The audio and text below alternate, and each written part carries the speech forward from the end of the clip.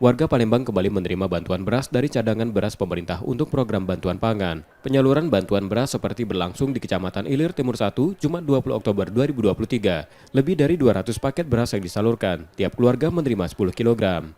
Beras tersebut merupakan bagian dari 5.600 ton beras bantuan pangan tahap kedua untuk 565.000 keluarga penerima manfaat di wilayah Sumatera Selatan. Penyalurannya sudah berlangsung sejak Oktober hingga Desember. Di Palembang ada 71.000 keluarga penerima bantuan dengan alokasi 718 ton beras.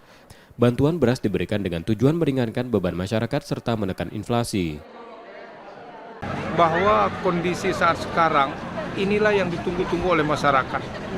Pada saat beras kita menaik ataupun mahal, masyarakat sangat butuh, apalagi masyarakat yang kurang mampu. Dari itu pembagian beras hari ini lebih kurang 200. Ini betul-betul kita pemerintah Kota Palembang ya merasakan bahwa apa yang diberikan ini tentunya sangat berguna bagi masyarakat.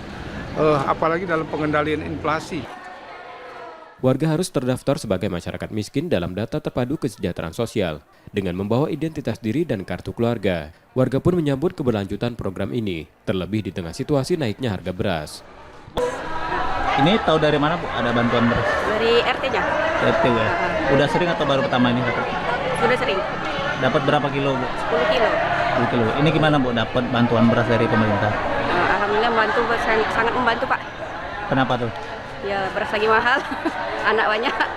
Emang kalau di pasar 10 kilo berapa? 10 kilo, kalau sekilonya aja 14.000. Saat ini harga beras medium di Palembang mencapai Rp12.000 per kilogram, sementara beras premium menembus Rp14.500 per kilogram. Tingginya harga beras membuatnya jadi komoditi utama penyumbang inflasi.